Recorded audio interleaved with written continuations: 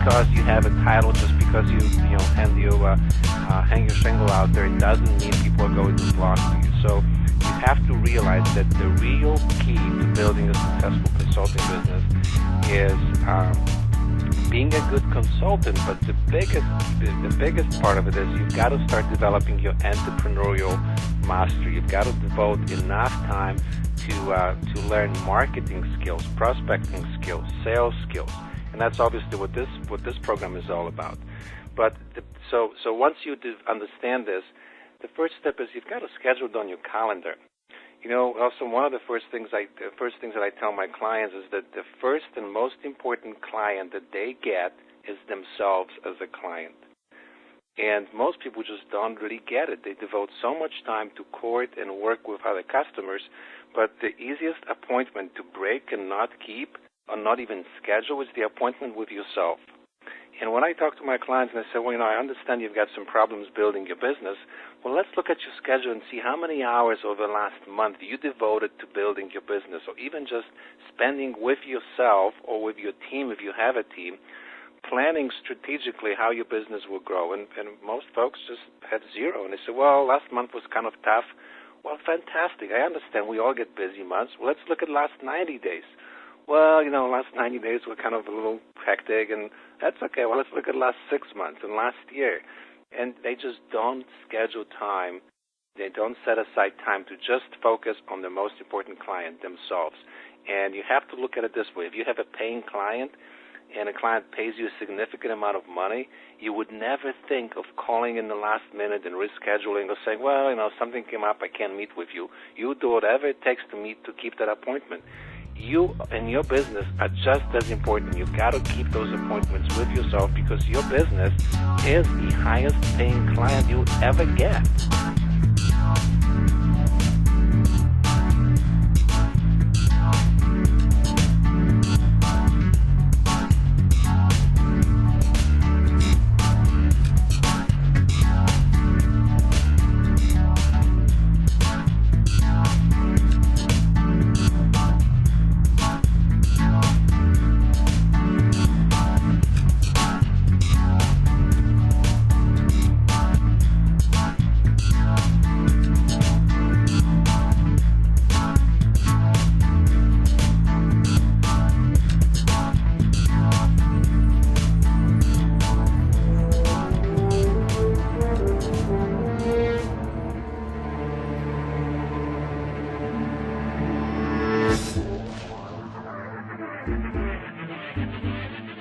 Critical point to keep in mind is that business might be harder to get when the economy is slow, but it's not going to go away completely. Look at the unemployment rate. In the U.S. right now, it sits between 9 and 10%.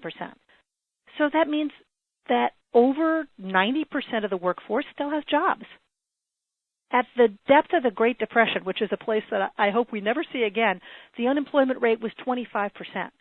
But what that meant was that 75% of the workforce still had jobs under the worst economic conditions that we've ever experienced in this country. So it's true that many people have been out of work, budgets have been cut, credit's tighter, but the vast majority of people are still working and they're still spending. Economic activity is slower, but it's not non-existent. So if we were to assume that there's 10% less work for consultants when the economy is down by 10%, well, in some industries like real estate, that percentage might be a little higher. In other industries that are doing better, like healthcare, the percentage might be lower. But if we take that as an across-the-board average, what does it really mean? If there's 10% less work for consultants, it's the bottom 10% of consultants that are going to lose out, the ones who aren't being smart about marketing or about how they're running their businesses. Maybe they've put all their eggs in one basket with one major client, or they're relying on passive word of mouth to bring them business. But the top 90%, and that's the people listening to this program, are getting smart and organized about how they're marketing themselves. They're realizing that now is the time to pay attention to what works and what doesn't, and they're going to do something about it. So it's not even a question of asking, is the glass half full or half empty? the glass still has something in it. Yeah, well, the glass is 90% full. That's the point. And that's pretty good. Absolutely. And it sure is important to keep that in mind, that it doesn't do a bit of good to be a naysayer about where we're at. No, it doesn't. You really have to look at the fact that it's not that there's no business, it's just that there's a little less. So with that in mind, is there, in your mind, ever a bad time to market? People ask me that question a lot. Whenever business slows down, they say, well, isn't this a bad time to be marketing? And I've been self-employed for almost 2 decades now, so I've seen a number of economic cycles coming and going. And what I see during these down periods is that people who typically are the ones who are struggling to get clients are also the ones who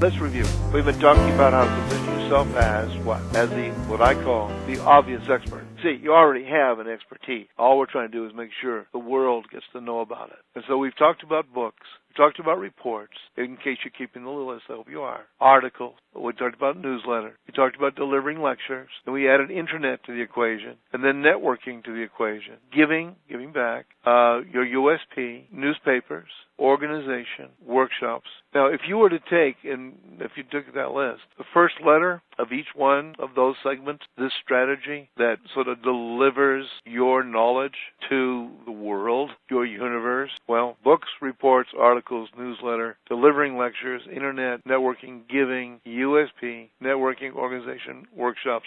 First letters, reading down, is BRANDING.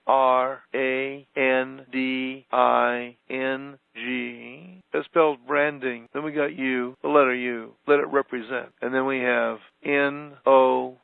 Branding you now. You see, when you position yourself as the obvious expert, that's what you're doing. You are branding you now. And that's for now and for your future. And what you can accomplish in amazing ways as you build your practice. And as you build your practice, you build your empire. And you can have such an incredibly great time doing just that. It'll build your income. It'll diversify your life. There's a fellow by the name of Friedman who wrote a book about the world is flat, bestseller book, and he had a formula in the book which really expressed, I think, what we as consultants and coaches need to pay attention to. His suggestion was that in terms of a formula, that if you were to take any group of people, he says that the formula, and I had to stop for a minute because I'm trying to remember the exact letters that go with the formula, because they go like this: PQ plus CQ will always